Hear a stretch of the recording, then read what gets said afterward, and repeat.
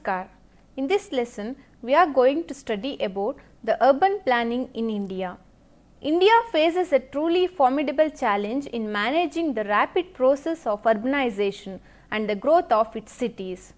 It is the second most populous country in the world, with a population of 1028 billion according to 2011 census, and of this 285 million, that is 27.8%, live in its 5161 cities and towns. Economic reform has given considerable impetus to the process of urbanization, and it is expected that by 2050 half of its population will be living in its cities and towns. This will mean that the existing cities will continue to grow larger and many new cities and towns will be added. Pressures of rapid growth and years of neglect have severely stressed the condition of Indian cities and towns. This is evident in the innumerable challenges facing them: large areas not serviced by roads, water supply, sewerage and storm water networks, inadequate health and education amenities, traffic congestion, ineffective and inadequate public transportation systems, unregulated and chaotic growth, slums, poor building stock, destruction of heritage resources, etc. All of these make Indian cities and towns polluted, unlivable, inefficient and vulnerable to disasters. Cities and towns are crucial to the economic well-being of India.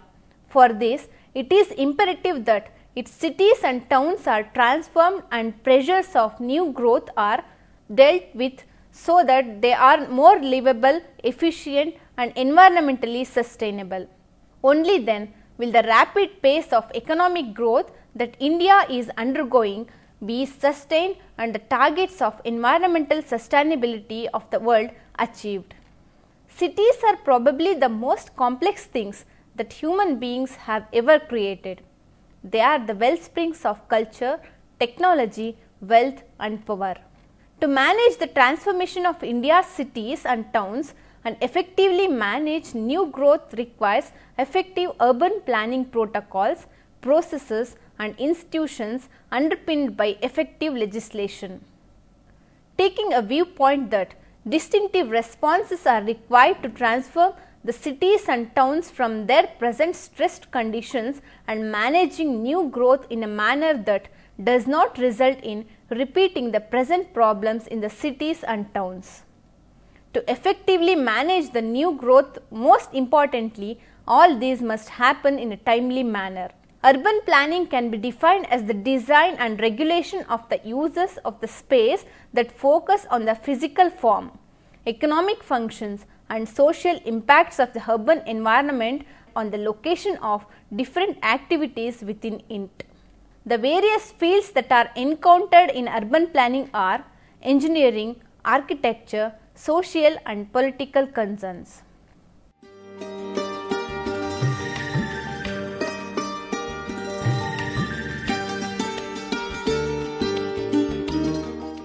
Next aspect is history of urban planning in India. City planning has always been of chief concern since times immemorial. India has characteristically drifted with history, rising periodically to accomplish great things. The urban problems are not all of recent making. In India, the urban situation had become serious because of the large increase in population since 1921. While the percentage increase for the nation as a whole was 11%, 14%, 3% and 13.4% respectively for the decennial periods from 1921 to 1951. The urban areas increased by 21%, 32% and 54% respectively during the same periods. Since 1947, when the country was partitioned, there has been a heavy influx of refugees into urban areas. The number of towns with populations in excess of 1 lakh doubled in the 20 years prior to 1951. During 2010, Greater Calcutta counts a population of about 5 million, while Bombay and Delhi have populations of 3 and 1 million respectively. planning and development have not and perhaps could not keep pace. In contrast to the examples of New Delhi and Chandigarh, most towns in India have grown haphazardly. They have a large proportion of standard houses and huts of filmy construction, poorly ventilated, over congested and often lacking in the essential amenities. On the state level, some progress has been made in enacting planning legislation and setting up planning agencies. The results have not all been entirely satisfactory. In several cases, efforts were made by some states to abolish or merge planning departments with the Public Works Department.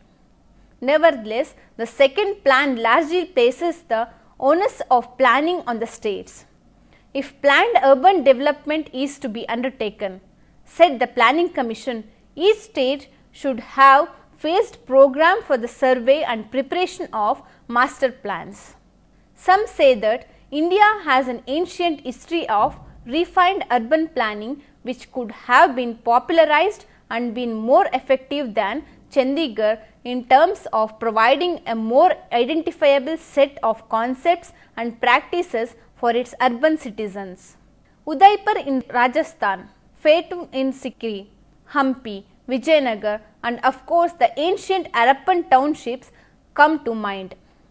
On the other hand, modernizing rural India was also not such a straightforward thing. It meant a transformation of agricultural practices that not only depleted natural resources such as water, quality of soil, but also displaced people in a massive way, often pushing them into cities to continue living in wretched situations. In the first 5-year plan, the government concentrated on institution building and on construction of homes for government employees and the weaker sections of the society. Interestingly, a good part of the plan outlay was spent on rehabilitation of refugees from Pakistan and on building the new city of Chandigarh. An industrial housing scheme was also initiated. Chandigarh, with its obvious modernist edge, in some perverted way became the model for the low-cost yellow buildings that were so ubiquitous during the 2 decades after Indian independence and continue to remain so today. In the second 5-year plan, the scope of housing programs for the poor was expanded. The industrial housing scheme was widened to cover all workers. 3 new schemes were introduced: rural housing, slum clearance and sweepers housing.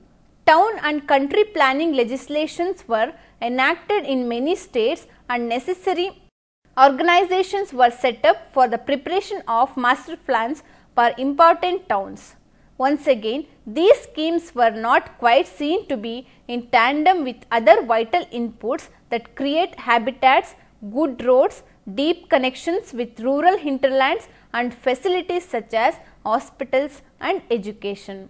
In the third plan, efforts were made to coordinate all agencies and help orient the programs to the needs of the low income groups. A scheme was introduced in 1959 to give loans to the state governments for a period of 10 years for acquisition and development of land in order to make available building sites in sufficient numbers.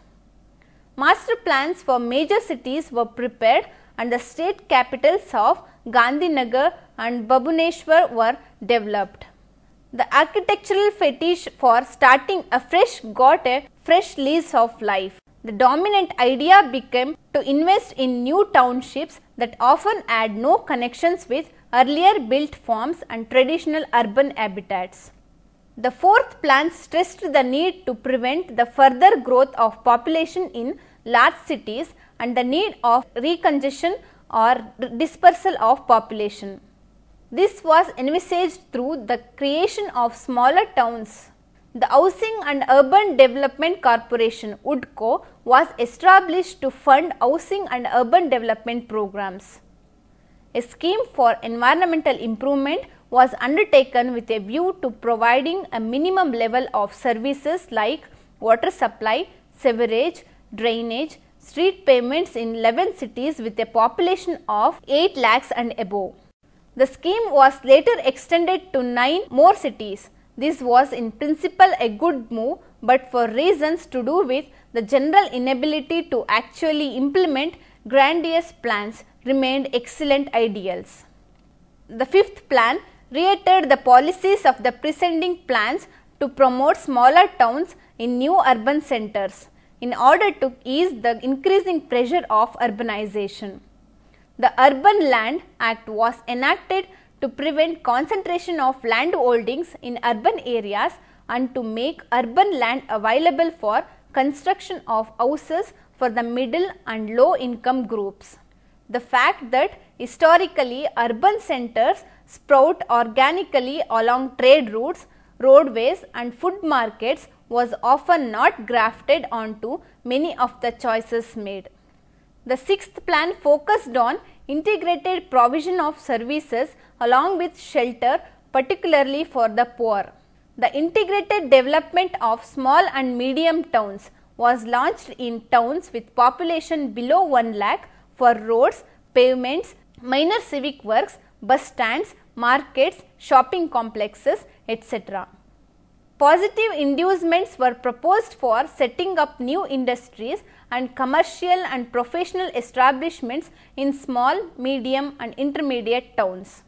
The seventh plan stressed the need to entrust the major responsibility of housing construction to the private sector. The National Housing Bank was set up to expand the base of housing finance.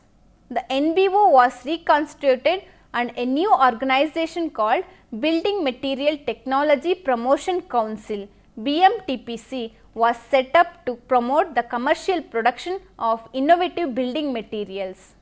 A network of building centers was also set up during this plan period. The seventh plan explicitly recognized the problems of the urban poor, and for the first time an urban poverty elevation scheme known as Urban Basic Services for the Poor (UBSP) was launched. Since then, much of the tendency has been to allow for the industries around building materials, mainly cement and steel, to determine the allocation of resources for building environments. The eighth plan for the first time explicitly recognized the role and importance of the urban sector for the national economy. While growth rate of employment in the urban areas averaged around 3.8% per annum, it dropped to about 1.6% in the rural areas.